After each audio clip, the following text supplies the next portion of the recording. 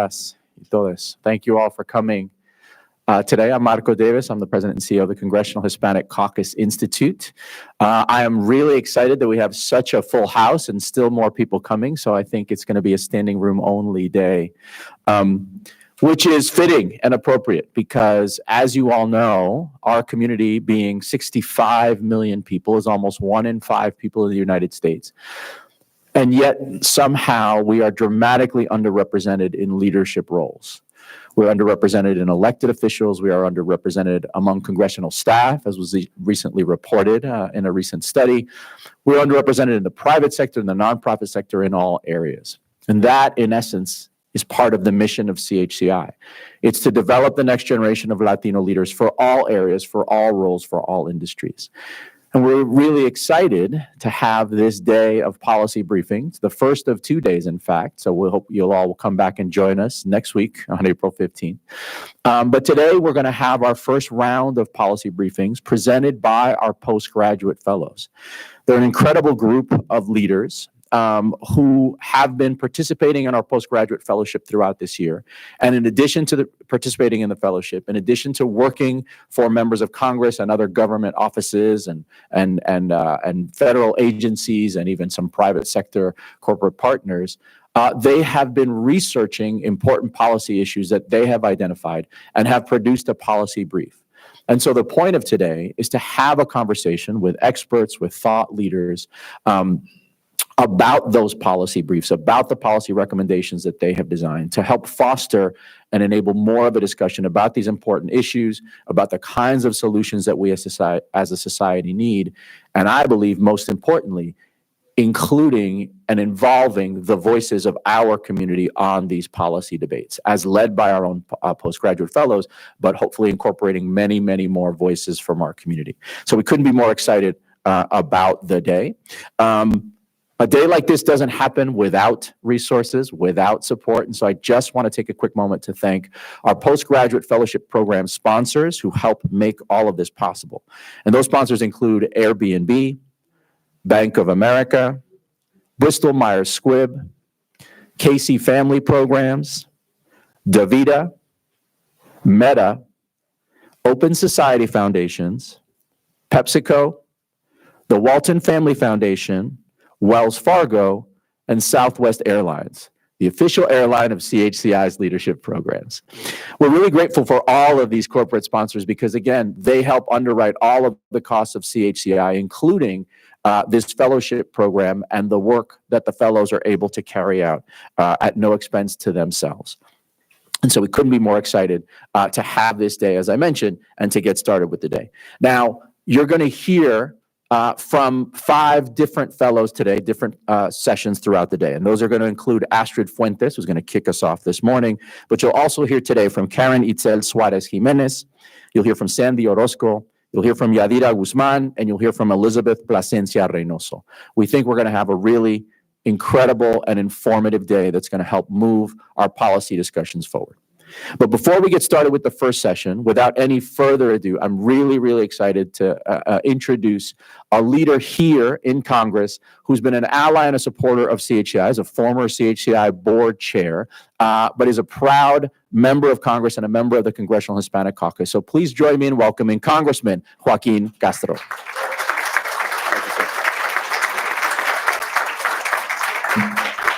Thank you, Marco. Thank you for your wonderful leadership in continuing to build CHCI up and serve so many of our students and future leaders in this Congress and the country.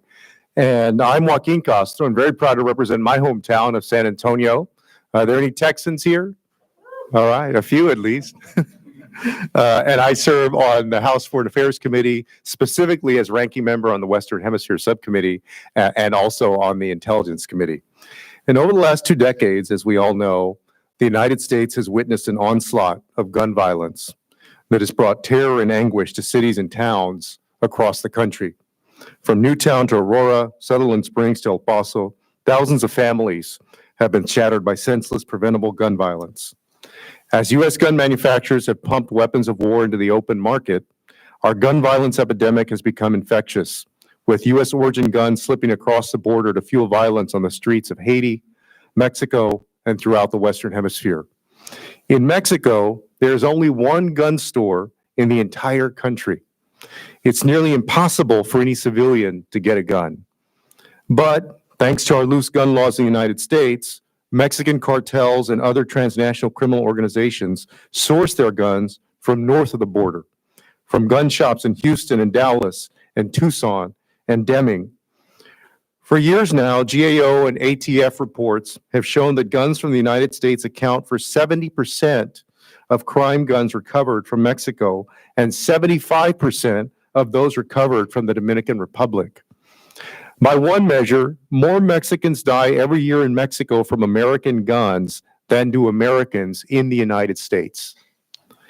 Over the last few years, I've traveled to South America and the Caribbean and met with lawmakers and members of civil society from across our hemisphere. When I talk to these leaders, the impact of American guns on regional stability is at the top of their agenda. America is exporting our gun violence crisis, but our gun laws and reporting requirements are so weak that our domestic regulators can hardly identify the full scope of the problem. And over the years, as these threats have risen, American laws have moved in the wrong direction. In 2020, in the final year of his administration, President Donald Trump shifted oversight of small arms exports from the State Department, which had historically evaluated the impact of gun exports on regional stability before approving export licenses, to the Commerce Department, which is chiefly concerned with America's economic interests. The Commerce Department does important work at home and overseas to strengthen America's economy and create jobs here in the United States. But the dangerous consequences of underregulated gun exports demand a heightened level of scrutiny, which the Commerce Department is simply not equipped to conduct. Beyond the human toll of gun violence, our nation's failure to prevent gun trafficking is straining the bilateral and multilateral relationships that we depend on for the safety and security of the United States and our allies. In December, Congresswoman Norma Torres of California, Congressman Dan Goldman of New York, Congresswoman Sheila Shifless McCormick of Florida, and I introduced the American Regional Monitoring of Arms Sales, or ARMAS Act, to restore and expand common sense safeguards on weapons exports, equip American law enforcement with more tools to prosecute gun traffickers, and, most of all, to save lives. The ARMAS Act will transfer oversight over small arms exports back to the State Department and require the development of a comprehensive interagency strategy, also led by experts at state, to disrupt arms trafficking and diversion. And to restore congressional oversight over these sales, ARMAS will also provide for proper notification and review of arms exports and will prohibit the Commerce Department from promoting arms sales globally until the transfer process has been completed and appropriate oversight is restored. I know that oftentimes the situation on Capitol Hill feels bleak for gun safety reform, but the success of the Bipartisan Safer Communities Act shows that when we mobilize, we still have the power to make the change that the present moment demands. During her time as a CHCI fellow in my office, Astrid made valuable contributions to the ARMAS Act and other areas of our work to address gun trafficking and diversion.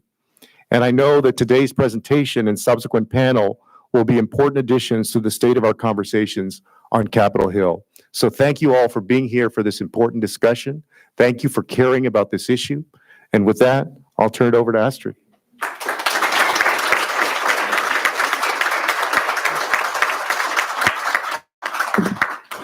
Thank you, Congressman Castro, for joining us this morning. Your leadership, especially on issues pertaining to Latin America, is an example to all of us. So thank you for all of the work that you do. Good morning. I'm Astrid Fuentes. I am the CHCI Postgraduate International Affairs Fellow sponsored by Open Society. I'm pleased to see so many of you here for this panel entitled U.S. Gun Violence Exported Abroad.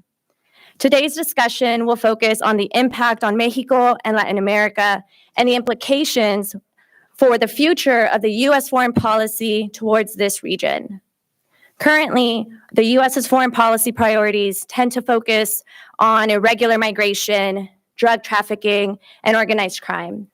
Notably absent from the discussion tends to be the role that U.S. guns play in all of those policy concerns.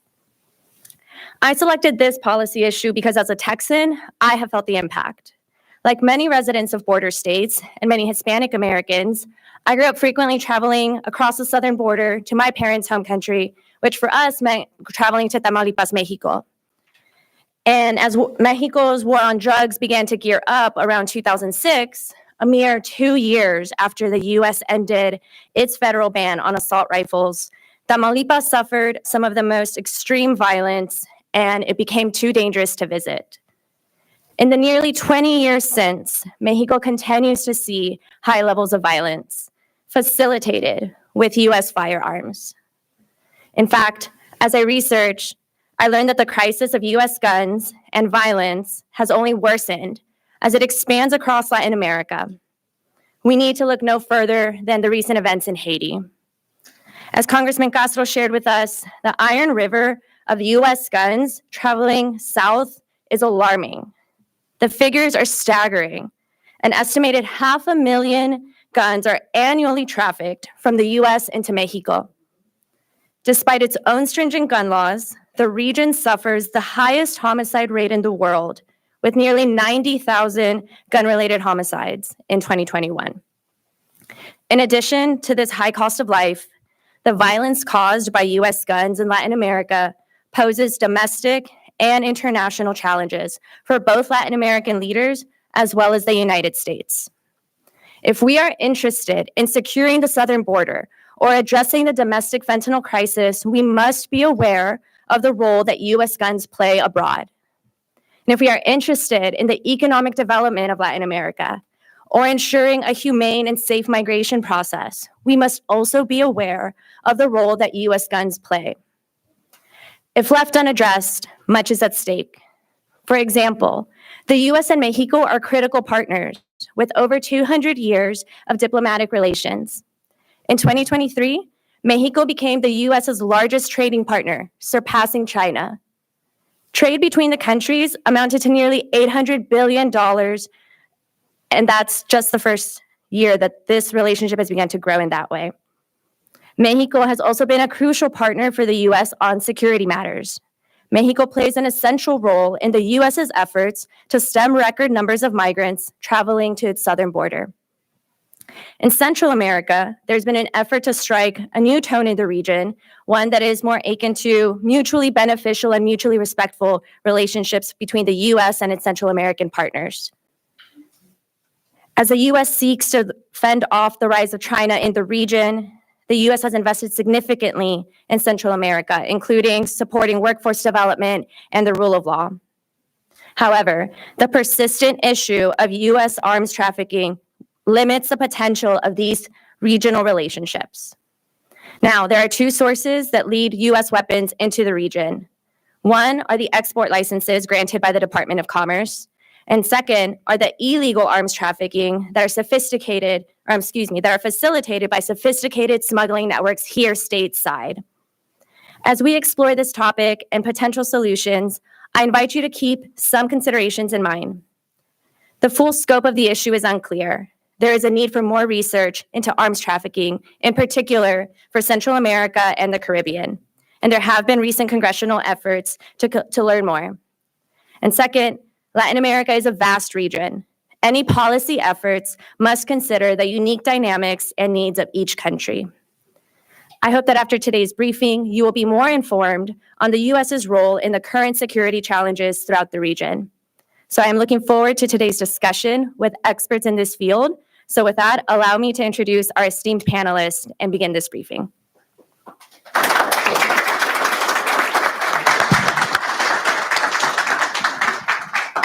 Thank you all for joining us. So let's go ahead and start with Eugenio Wiegand Vargas. Dr. Wiegand Vargas is a postdoctoral research fellow at the University of Michigan's Institute for Firearm Injury Prevention. His research has focused on preventing arms trafficking and gun violence in the United States and Mexico. He has provided testimonies before the Inter-American Commission on Human Rights, as well as the Inter-American Convention Against Illicit Firearms Trafficking in the Americas. He holds a master's degree in public affairs from Brown University and a doctorate from the Instituto Tecnológico y de Estudios Superiores de Monterrey. So, Eugenio, thank you for being here. Thank you, Astrid, for the invitation. I want to thank the Congressional Hispanic Caucus Institute for the invitation to talk about this important event. So I just wanted, can we put the first slide on? Thank you. So I want to start off by saying that, so the United States is the main producer, exporter, and importer of firearms worldwide. But that U.S. markets actually increased drastically during the mid-2000s, which coincided with what Astrid just said, the removal of the ban on assault weapons in the United States. So after 2005, you saw a huge increase on both firearm production and firearm imports into the United States, which grew the market considerably. Now, this production and imports were driven primarily by rifles and high-caliber pistols. So a little, to lesser extent, shotguns and revolvers actually didn't increase that much. So it was, again, driven by the production of rifles and high-caliber pistols. What we do see is that studies suggest that household firearm ownership in the United States maintain a steady level after that increase. What we do know also is that there has been a civilian increase on firearm ownership. What does that mean? Is that more people now own more firearms in the United States. However, the best research out there indicates that civilian ownership during that time, during that huge increase, rose by about 71 million firearms in the United States. But if you look at the total firearm production and imports, that increase was 141 million. So there's a gap there that it's very interesting, and it's partly what drove some of my research. So what could be happening to that gap? And we at the University of Michigan hypothesized that some of those firearms were trafficked internationally, and particularly we focus on Central America and the Caribbean. So why those regions? So there's evidence from the United Nations that, first of all, a study of seized firearms globally found that North America was the main source of those guns. And second, that the main recipients were Central America, South America, and Southeast Asia. So that region of Latin America made sense. Additionally, as Astrid has pointed out, ATF reports constantly highlight that guns recovered in Central America, Caribbean countries, and Mexico are often traced back to the United States. So just to give you some figures, from 2014 to 2019, 15,000 firearms recovered in crimes in Central America originated in the United States. They were either produced here or imported into the country. During that same period, more than 6,000 firearms originated in the United States were recovered in Caribbean countries as well. So what we did is we wanted to see if the increase in that firearm production markets in the United States was linked to violence, specifically firearm violence in Central America and Caribbean regions. So we looked at Global Burden of Disease, which is an effort at the University of Washington that examines deaths and by disease, by injuries across more than 200 countries from more than 8,000 collaborators. And they estimate the rates of firearm homicides by country and the rate of non-firearm homicides by country. So if our hypothesis was correct, that the production and imports of U.S. firearms were linked to violence, we would see an association with firearm homicide rates in this country, but not with non-firearm homicide rates. So can you go to the next slide, please? So this is the rate of firearm homicides in the Caribbean and Central American region, but for both firearm homicides and non-firearm homicides. So you can see that the trends were parallel before 2005. They were actually declining. There was a decline of 20% from 1990 to 2004 on both rates of non-firearm homicides and of firearm homicides. And then in 2005, that trend just drastically went different ways. We saw an increase of more than double the rate of firearm homicides, while the rate of non-firearm homicides in the region, again, this is the region of Central America and the Caribbean, specifically 15 countries. We looked at 15 countries of that region. So our results indicate a very strong association between the U.S. markets, again, the manufacturing and imports of firearms, and rates of firearm homicides in the region, but not with non-firearm homicides, which has had drastic implications beyond just firearm violence. These guns are also used on other crimes, such as extortions, robberies, and kidnappings. And firearms has facilitated that diversion. Why? Because when firearms are used in an extortion, for example, outcomes are very different than if a firearm is not used. Another study that I conducted with my mentor at Michigan and with a colleague in Mexico City, we found that when an extortion, there's a firearm involved, victims are more likely to comply, and they're less likely to report it to the police or authorities because of fear of retaliation. So what it means is that firearms enhances the likelihood of success of the crime and reduces the likelihood of facing legal consequences as well. So firearms go beyond mortality, and they facilitate the diversion of other criminal activities in the region. So with that, I'll stop my initial remarks, and happy to continue talking about other impacts in the Q&A. Thank you, Eugenio. Yes, next we have Elizabeth Burke with us. Elizabeth is the Chief Operating Officer with Global Action on Gun Violence. Global Action on Gun Violence is the only U.S.-based nonprofit organization working with and for the international community to prevent gun violence in the U.S. and abroad. Ms. Burke has worked as a gun violence prevention advocate and built a nationwide network of pro bono legal assistance designed to support innovative gun violence prevention litigation nationwide, including recently Global Action on Gun Violence has been leading the charge with on behalf of the government of Mexico against U.S. gun manufacturers and retailers. So, Elizabeth, thank you for joining us today. Thank you so much, Astrid. You can do it next time. Yes, as Astrid said, my name is Elizabeth Burke. I'm an attorney. I've been working in the gun violence prevention field for years, and it's really I'm happy to be here, and thank you to CHCI for inviting us. We do represent the government of Mexico, and we are advocating on its behalf. And Eugenio has already gone through so many statistics that I'll skip a lot of that and just jump straight to how did this happen? Why did this happen, right? You always have to ask a better question. To ask a better question in the gun violence prevention field is to say, why are we ignoring the role of the firearms industry and letting them get away with selling in a manner that is negligent and reckless? Can you hear? So, no? There we go. Thank you. So I think it was really appropriate of CHCI to start this panel with this look into gun violence, because the guns flowing from the United States to Mexico and the CARICOM countries are really supercharging the growth of violence, drugs, cartels, fentanyl traffic, and importantly, it's destabilizing communities and leading to the understandable movements of people. So the gun sales from the United States is a crucial development tool to address that, as a crucial development tool to this area. The U.S. is the crime gun supplier to the world. It's essential to get our arms around how and why so many guns are flowing across the American border and to think boldly and creatively about solutions. Crucial to the solution, in our opinion, is to chip away at the special protections the gun lobby has procured from the American government. These protections shield the industry from visibility, they shield the industry from accountability. And this shield allows gun dealers and manufacturers to sell with impunity, to look the other way when sales look suspicious.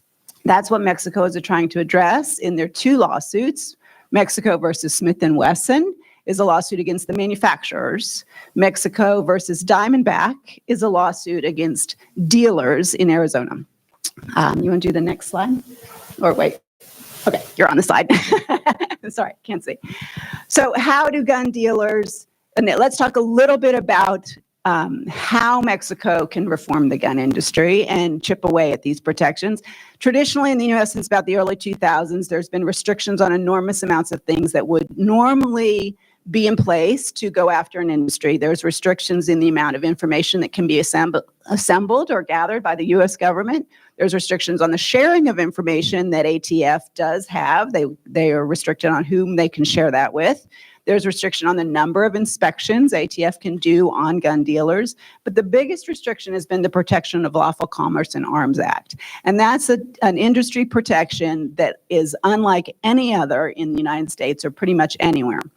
And this says that you basically cannot sue a gun manufacturer or dealer for lawful commerce in arms.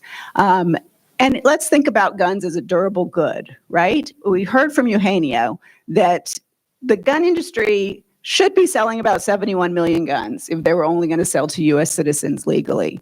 But they're selling 141 million guns. Now, if you were a refrigerator manufacturer, would you manufacture twice as many refrigerators as you would be able to sell?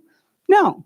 They aren't manufacturing twice as many guns as they can sell in the United States because they don't know. They are manufacturing these because they are supplying a market that is going out of the country. So let's talk about some ways that dealers sell to purchasers, to traffickers, and some of the indicators that they could use in their business and then refuse to make the sales. If someone comes in and buys 50 weapons at a time, that's a good indicator of an illegal sale, and a dealer could refuse to make that sale. Multiple people come in together and buy multiple guns in cash, and then they come back the next day and they again buy multiple guns with cash, right? And then they come back a week later and they again buy multiple guns with cash. Those are all indicators, and those sales should be looked at carefully, and they can be refused. And the dealers can look and see where the manufacturers, can look and see what dealers are making large amounts of sales of certain guns, right? And the dealers could reform, the manufacturers could reform whom they sell to, right? It's up to them who they supply. It's up to them what dealers they allow to be selling their Smith & Wessons. So these are all things that the dealers and the industry could do, and this is what Mexico intends to prove in its 2 lawsuits. We can do the next slide. So the gun industry has been told repeatedly how it supplies the criminal market, and it has repeatedly been told how it can reform its gun practices. And this was all told to them 20, 30 years ago by the government. The ATF has told the dealers that multiple sales and corrupt dealers supply criminals and traffickers. They've been told that the manufacturers should use only authorized dealers who have insight into what dealers are doing, what commerce. Manufacturers has been told to stop supplying corrupt dealers. The industry has been told by the Department of Justice that it must self-police itself, and manufacturers can reform business practices. And at one point, Smith & Wesson agreed to a major reform of its business practices, and then it walked back that agreement and refused to hold itself accountable. So Mexico has filed these 2 lawsuits, and we intend to prove that the U.S.-based dealers and manufacturers sell their guns in a way that they know or should know that the guns are being trafficked to Mexico. And a recent ruling in the First Circuit Court in Massachusetts and another in Arizona has held that we can go forward with these lawsuits, that they are at this point not barred by the Protection of Lawful Commerce and Arms Act, and that is a big deal. Mexico has the right to take discovery against the gun industry and prove the sales practices are illegal. So this is groundbreaking, and it gives new hope for reforming how guns are sold, and therefore it gives new hope for stemming this river of iron that's going south and destabilizing Mexico communities. And CARICOM, I just spoke with the Bahamas ambassador, and over 90% of the guns in Bahamas right now are being traced back to the United States. So the U.S. really is a crime gun supplier to the world. We should all care about this. Stopping this flow will make U.S. citizens safer, as well as Mexican citizens and CARICOM countries. So we're delighted to be here and part of the conversation. Thank you, Elizabeth. Yes, those figures are astounding. 90%, you said, in the Bahamas, 70% of the guns retrieved in Mexico, and I think 75% of the guns retrieved in the Dominican Republic. So those are the figures that we're really encountering. And so last, we are joined by Dr. Laura Vargas, Assistant Professor, Department of Psychiatry at the University of Colorado School of Medicine.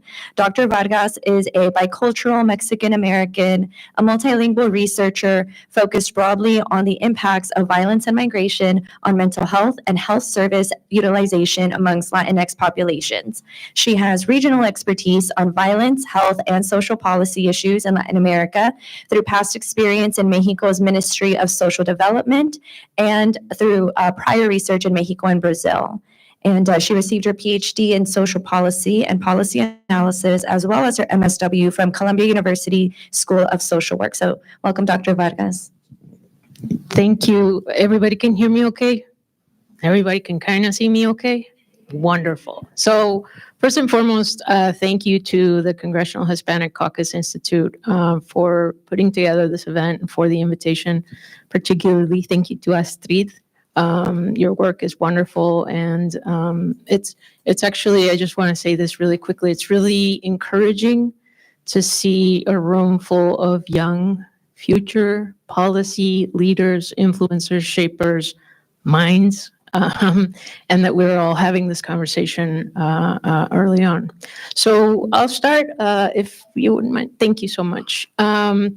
So I'll start by talking a little bit about, I'm going to go bird's eye and then people, bird's eye people.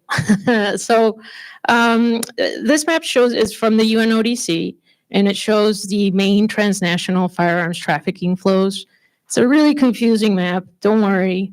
There's only 2 red arrows, big, sort of thicker red arrows that you have to find on the map. And those red arrows indicate a very large flow of firearms trafficking, right? And the only 2 red arrows on the map are one within the Middle East and the other from North America to Central America, right? And so it sort of puts a little exclamation point on the points that Eugenio and Liz have been making about just the scale of firearms that flow from the United States to Central America. Astrid and Representative Castro referred to this in their remarks, but I'll say it again. Latin America is the most violent region in the world, and there are no wars or civil conflicts, okay? Next slide, please.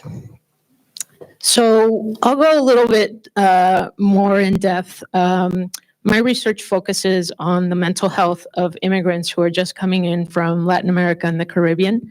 And so far, this is a research funded by the National Institute of Minority Health and Health Disparities, NIMHD here at NIH. And I also focus on the role that trauma plays on shaping mental health outcomes in this population. So, so far we've collected about 320 surveys and about 17 qualitative interviews from folks from 13 different countries coming to the U.S. southern border. This slide explains a little bit about how firearm violence shapes the lives of families and children. So on your left are sort of the ways in which the environment is shaped, right, by weapons. One, as Eugenio has alluded to, there's rampant criminal activity that indeed destabilizes communities through extortion, robbery, trafficking of drugs, people, etc. That's really prevalent.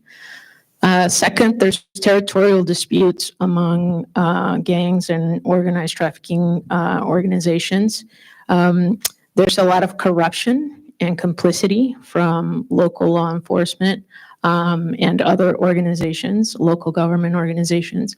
And unfortunately, there's a lot of impunity. And as a result of that impunity, there's a deep lack of trust in institutions. In Mexico, there's a statistic that 98% of all crimes go uninvestigated.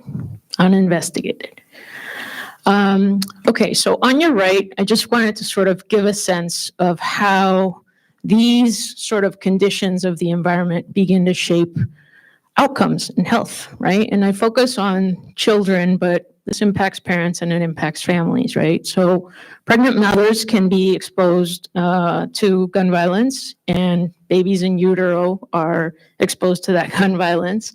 And we know that that has really negative long-term outcomes for earnings, for education, for birth weight, et cetera. Of course, there's a lot of problems. In a paper that we wrote, we found in Mexico that prevalent firearm violence throughout different communities prevented, for example, vaccination campaigns from happening. So folks who controlled the area said, you can't come in and vaccinate the kids, or you have 2 hours to vaccinate the entire town. So you begin to see things like polio, et cetera, come up again. finding safe and affordable healthcare, childcare, children not being vaccinated, having safe places to go to school is often a problem. There's shootings and stuff going on outside of the schools. Now, a big, an important population that's really impacted by this are adolescents, right? So boys get recruited to the gangs. Girls are sexually exploited.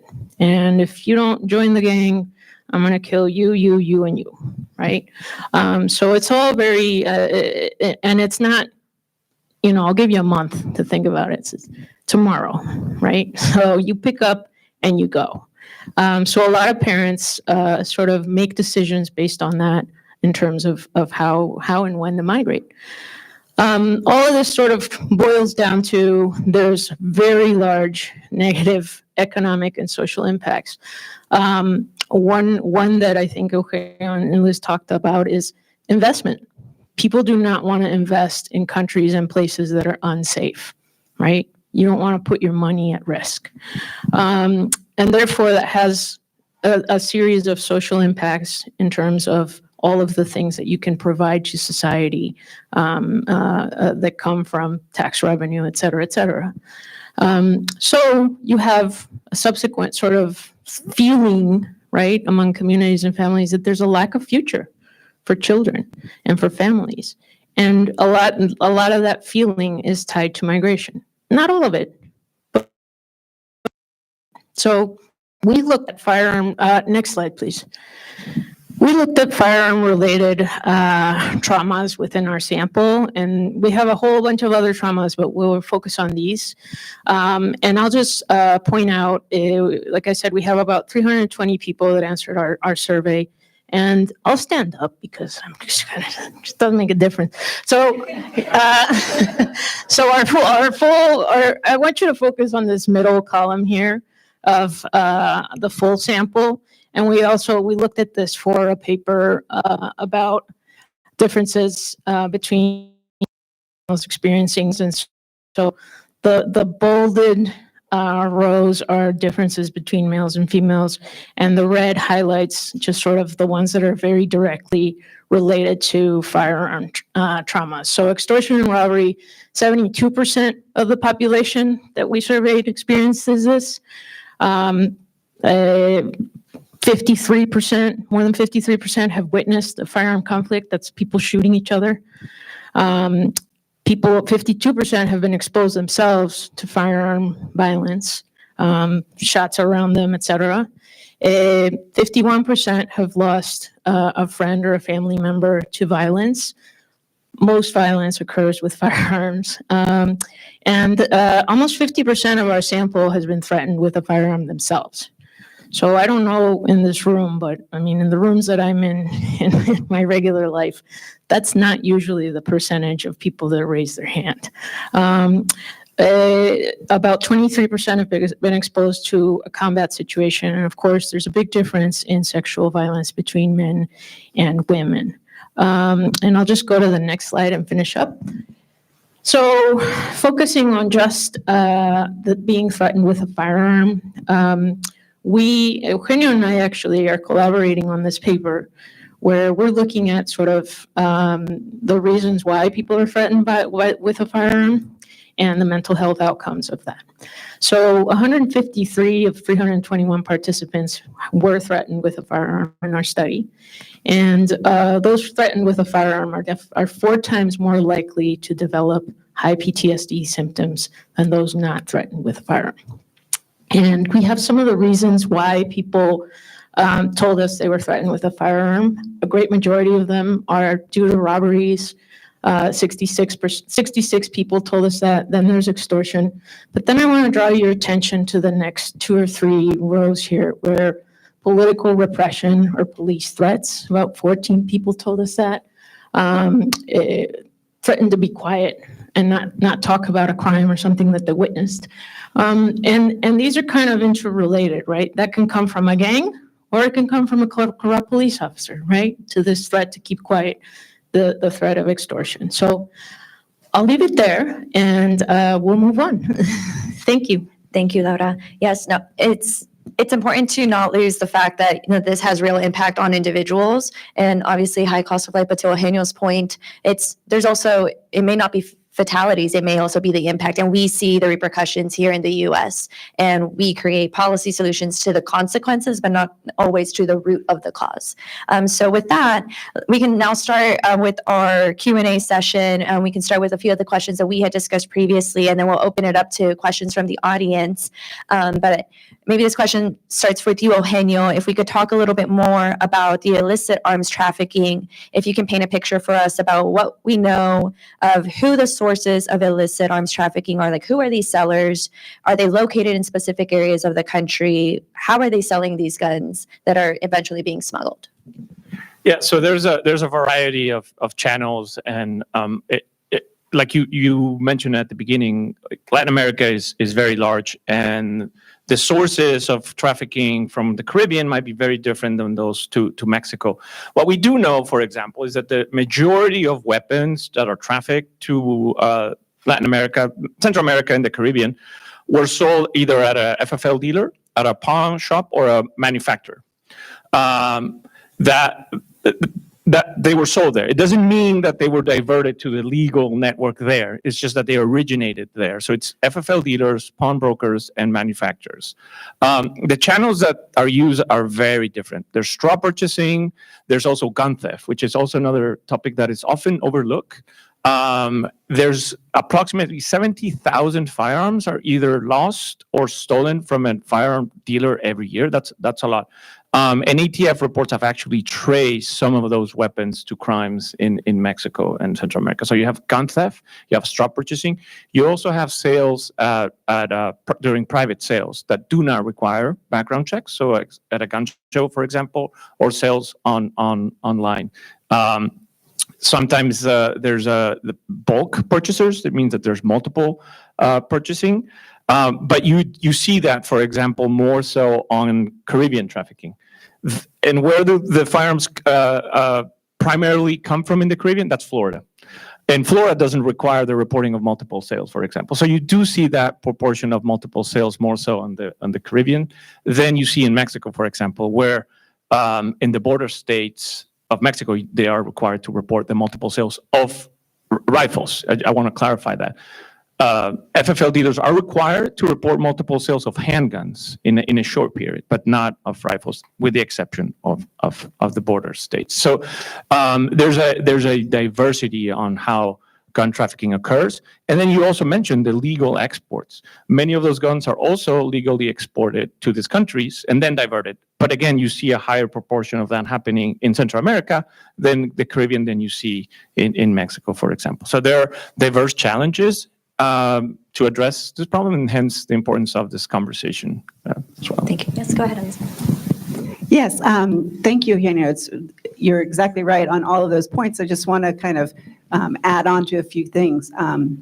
First of all, the thefts from gun stores are interesting because that is coming up over and over again. Well, these guns were stolen from the gun stores. What can we do? Well, in one case we had the so-called theft was, well, I put the gun on the counter and someone, there was a few people in the store, so I went to look and help someone else, and I came back, the gun was gone. What can I do? Right? That seems quite obvious. You can't leave a gun on a counter unattended while you're in the store and you're the dealer and then try to say it was stolen from me, right? And there's just a lot of gun dealers have multiple robberies of guns every year. They don't report them. They don't increase their security, right? These are, again, pretty much intentional actions on the part of the dealer. So that's just something to keep in mind as we go forward trying to reform the gun industry. We're trying to reform these dealers and the way they're doing business. And on that point, when we talk about trafficking, a lot of the money, it seems to us, a lot that trafficking prosecutions are flipped, right? A lot of money goes to trying to catch the person crossing the border, with gun parts hidden in Wheaties boxes. And no money goes towards trying to catch the dealer who repeatedly sells knowingly to those people, right? There's going to be no end of people in a position where they may need to traffic a gun. So it's, we don't try and get Pablo Escobar by, not prosecuting him, but prosecuting the people selling on the street corners, right? We try to work up the drug chain to get to the people distributing it. And that, I feel, is what needs to change in the way that the trafficking prosecution dollars are spent. Dr. Vargas, did you want to add something? Just two quick data points. So Representative Castro alluded to this in his remarks. There's only one store where you can legally buy a firearm in Mexico.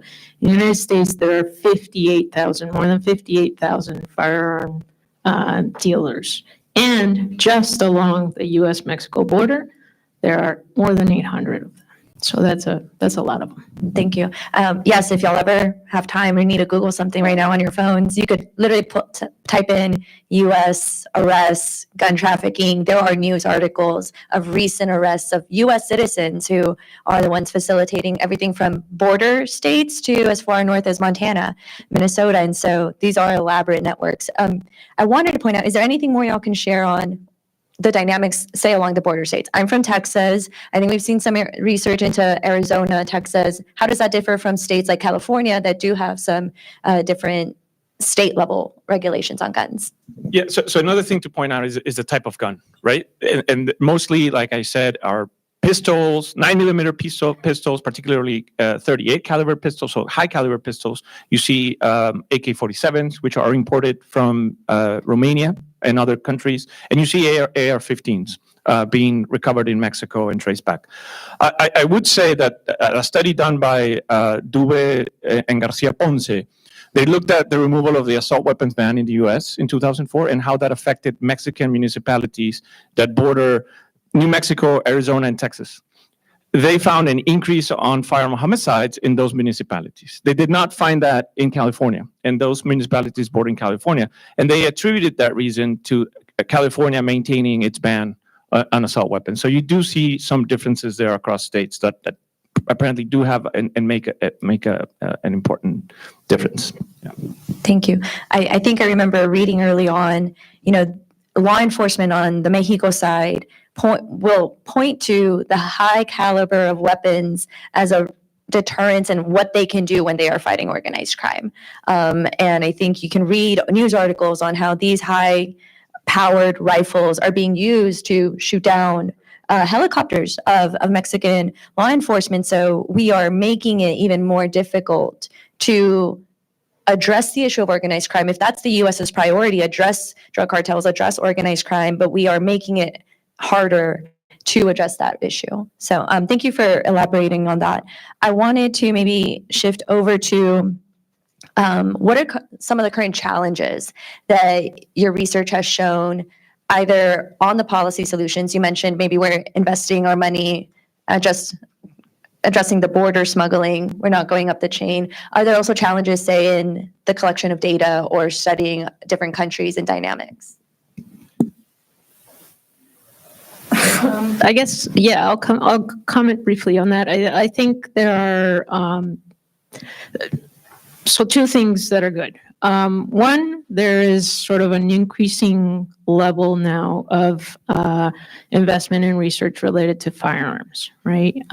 Which is more recent in the recent years, right? So that is a good thing because as researchers begin to ask more questions, other topics and other questions will arise. So the other thing that's kind of important is that the region, I think, as a whole, is beginning to sort of come to the realization that there's only so much interdiction that you can do. There's only so much arresting that you can do. And mind you, a lot of these countries are very limited in their capacity to, A, enforce law, and B, fight these organized crimes organizations. So, yeah, there's challenges to collecting data in places that are very dangerous. I mean, my study in Mexico was a study I went to, this is during my doctoral research, to Tamaulipas, Guerrero, Baja California, Michoacán, and Chihuahua. All of them states that, the U.S. Department of State says you shouldn't travel to, still currently. And so one of the challenges is, I'll just give you an example. I went to hospitals, clinics, et cetera, to interview doctors, nurses, social workers. And many folks were rightfully so very skeptical of talking to me. So I had to be very clear that I'm not a reporter.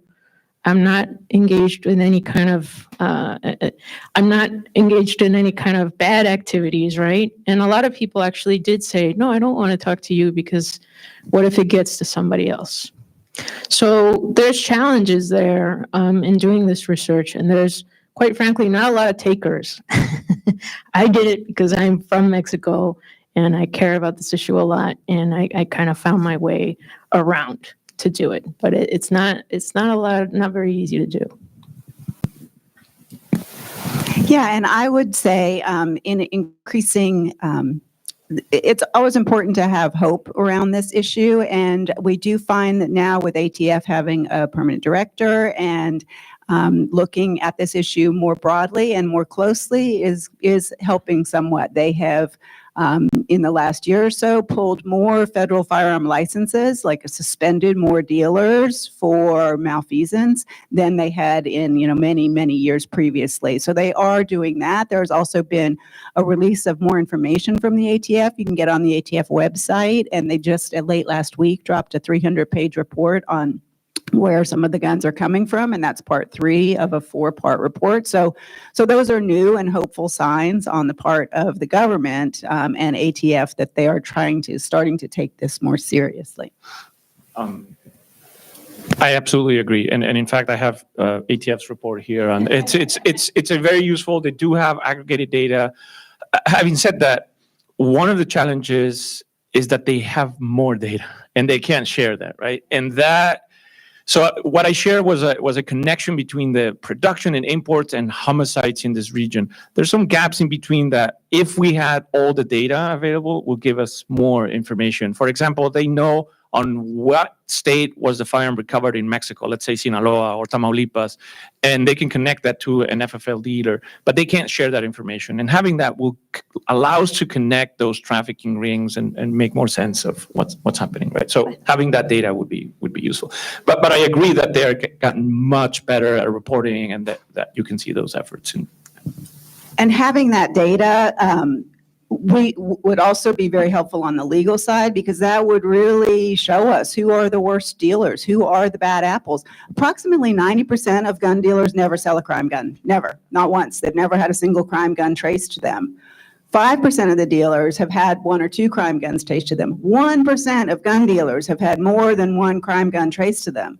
There's short time to crime statistics that we need. The guns we know, a gun that leaves a dealer and then is traced back within 3 years, that's a short time to crime. That's a heavy indicator that that dealer is deliberately selling to straw purchasers or traffickers.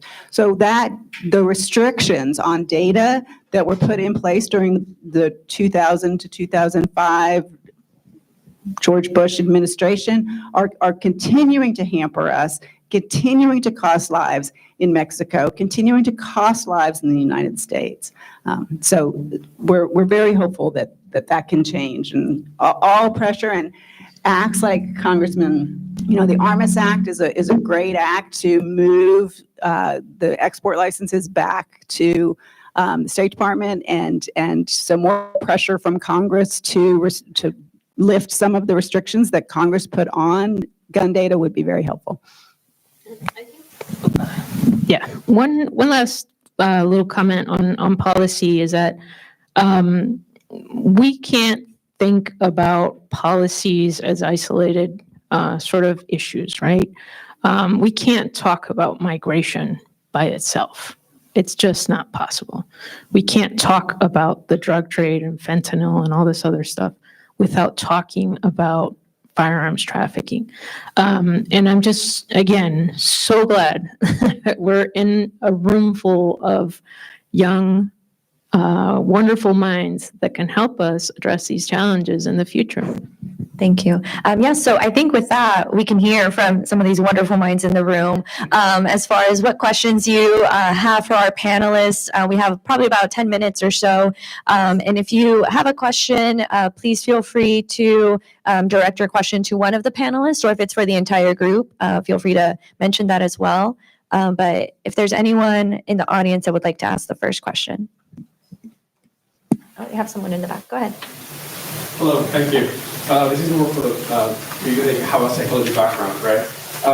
We see, of course, that the adults are the ones that are being more involved in the crimes with guns. But what about the cultural side and how it's affecting the younger generations? For example, with the glorification of gun culture and music, especially in music and regional music. So, in your research and your experience with this demographic, how do you see the influence of gun affecting the future of the generations that are coming?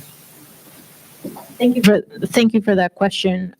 So I think it's a really, interesting question because youth, as I mentioned in my presentation, the reason why this sort of glorification begins to happen is because other avenues of what your future can look like begins to close as well, right?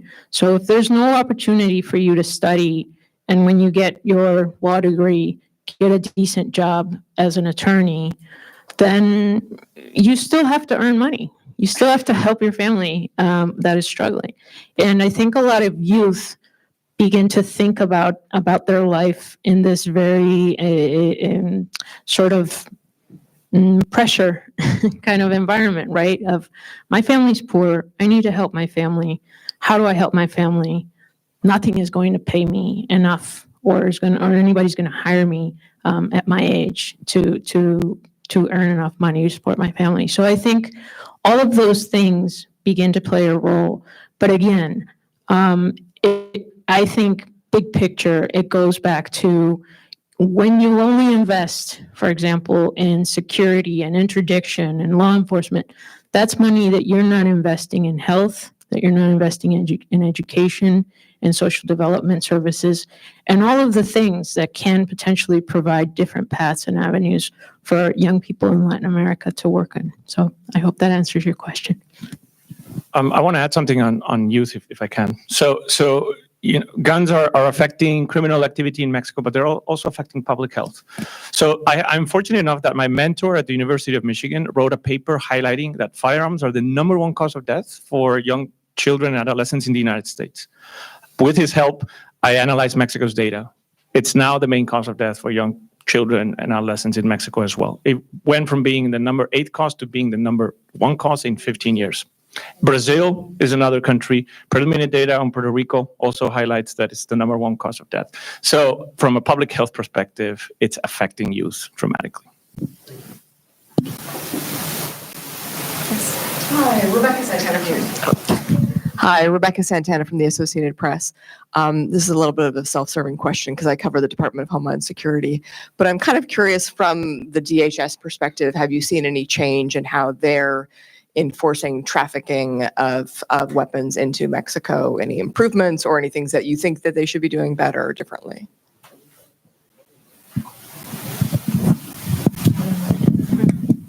Yeah, I'm not sure that I have an answer to that question, but I can get you one.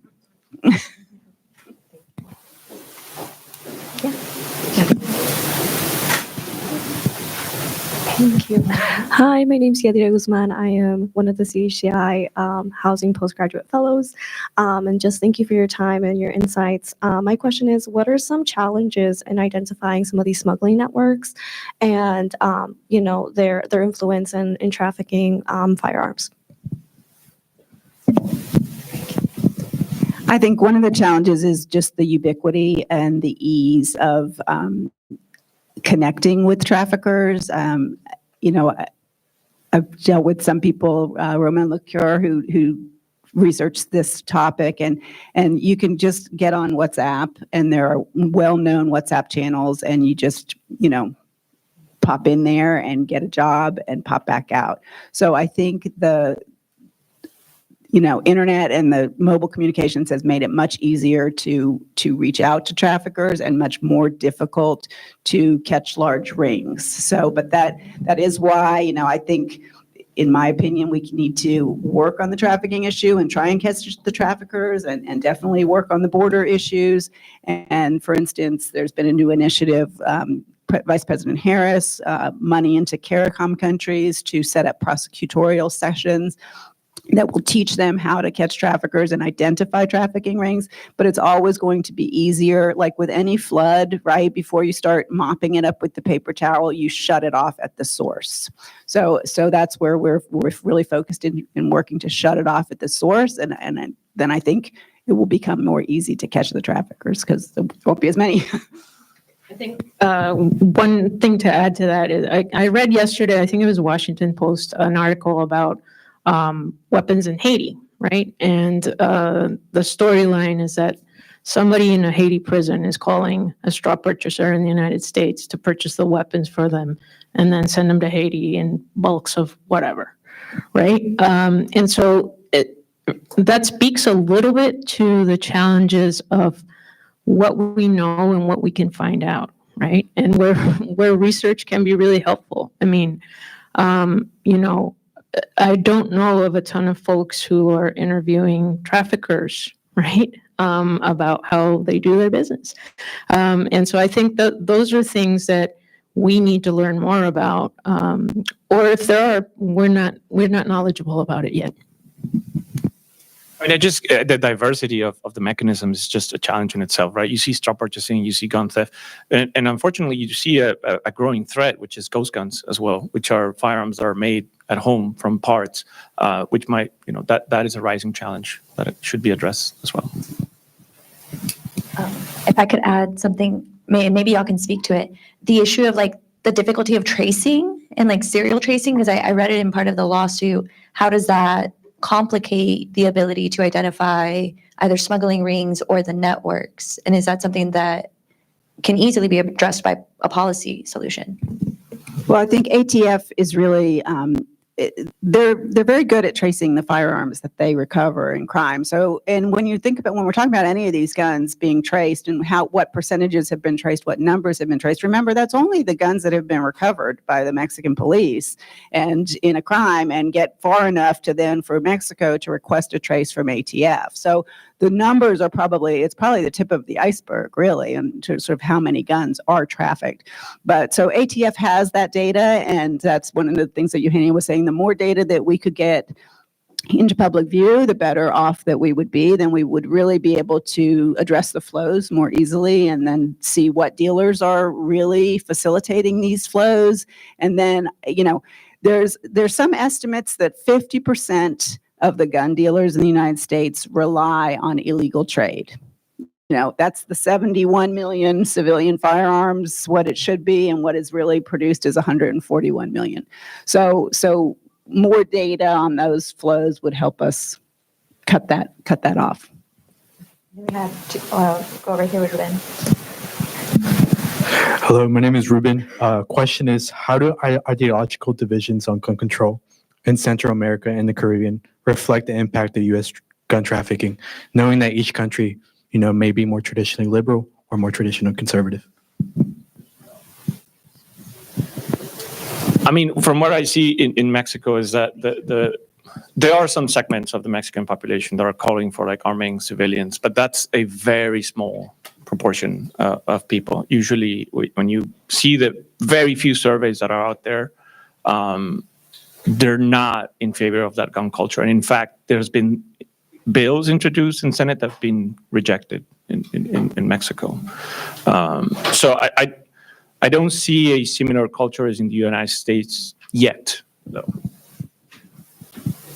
I'll just add really quickly. I think we have to think about it maybe from the issue, from how these conversations are being sort of marketed to us, right? I think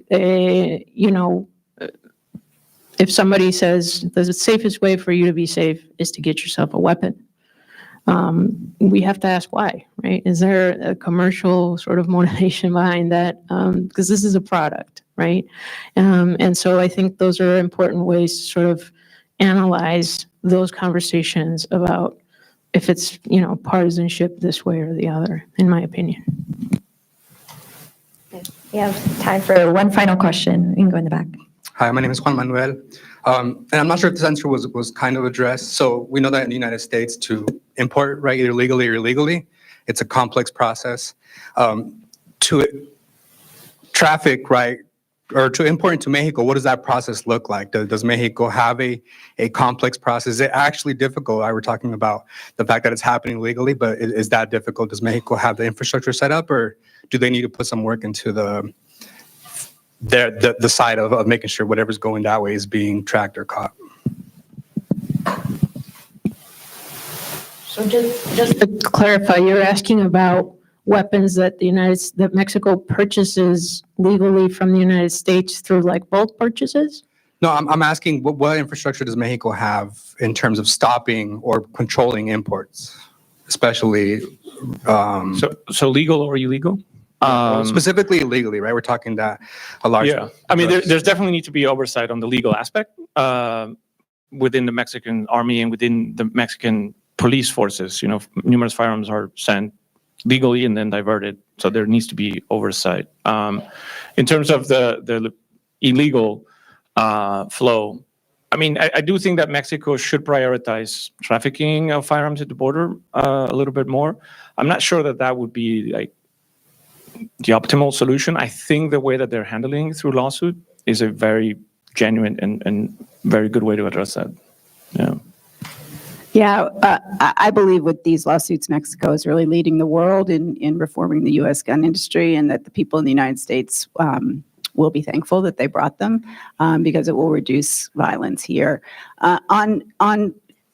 When you think about firearm violence or firearm, death from firearm, it's interesting because I think a lot of us there's a lot of talk about diversion, right? Which is countries buy bulk weapons and use them for their military, and then some of those walk into the illegal market. It's a small percentage. The biggest percentage by far are the guns sold ostensibly legally in the United States and trafficked. And another thing people think about in firearm death is war and conflict, right? The United Nations mostly looks at a lens through war and conflict, but there's many more in most years, maybe not this year sadly, but many more people killed by personal firearm use than there are in any conflict. So year after year after year. And again, this is a small, durable good that is legally sold in the United States. This is our government allowing this situation. We regulate all sorts of products. We regulate motorcycles, helmets, all sorts of things. And we don't regulate this enough. So. Thank you. We're coming up to the last 5 minutes here. So if you do have questions afterwards for the panel, I encourage you to ask our panelists individually. They'll be here for some time after the panel. But with our last 5 minutes, I just wanted to thank you all for your time and sharing your expertise, and wanted to ask a final question. If you would have our audience take away only one thing from today's panel, what would that be? And if we can start with Eugenio. Yeah. So the United States is a main producer and importer of firearms worldwide. It has had numerous implications internally, but unfortunately, many of those firearms are having devastating repercussions in other countries. And there are definitely ways in which the United States can address that, and we have discussed some of those here. One last thing I do want to add is, sorry, I'm off topic, but I need to tell you this number. So Laura mentioned like 48% of immigrants are threatened with a gun. Just to give you context, in the United States, around 21% of the people have said that they have been threatened with a firearm. So more than double. Just want to throw that out there. Sorry. Thank you. I think my two main points are, one, the gun industry is a major part of the problem, and the gun industry must be a major part of the solution. Mexico is trying to make that happen. And two, we must not lose hope, right? We must continue to fight and use bold, impactful new strategies. Thank you, Astrid. I think I have a couple points too that are takeaways. One is, I mentioned it, let's please not think about issues of migration, of trafficking of drugs any of this, let's please not think about it in a siloed way. Let's please try to think about it in a way where it interacts with other factors that are facilitating it, right? Like firearms. And I think my second point for taking away is that this has a really big human cost. And for the region, right, it has a big human cost for our youth here in the United States. Region as well. We think about how careers are truncated, investment finished, futures are sort of torn away because of this extreme gun violence facilitated by firearms flowing from the United States.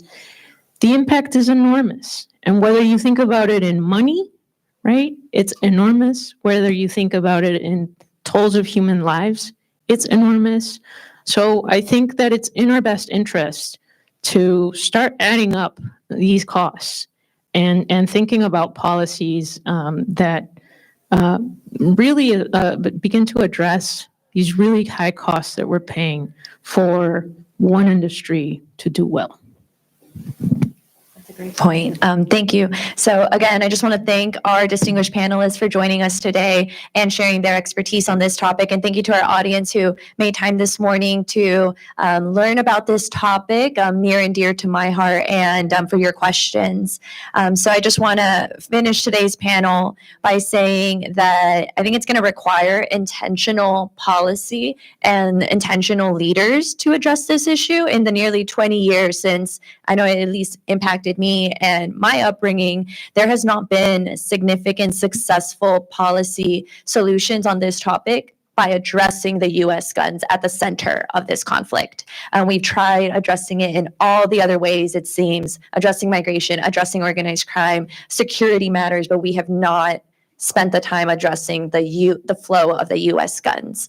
So although there is a lot of work to be done around gun regulation here in the United States, it's important for us to not forget that we do live in a global society, and these are our neighbors to the south. We share almost a 2,000-mile border with Mexico. So if elected officials are serious about finding solutions to this, to migration flows, to the dangerous drug trafficking that we're feeling the impact, controlling the U.S. weapons has to be a part of that solution. So I thank you for all of the research that you're doing in this work, and thank you all for your time this morning. And that concludes our panel.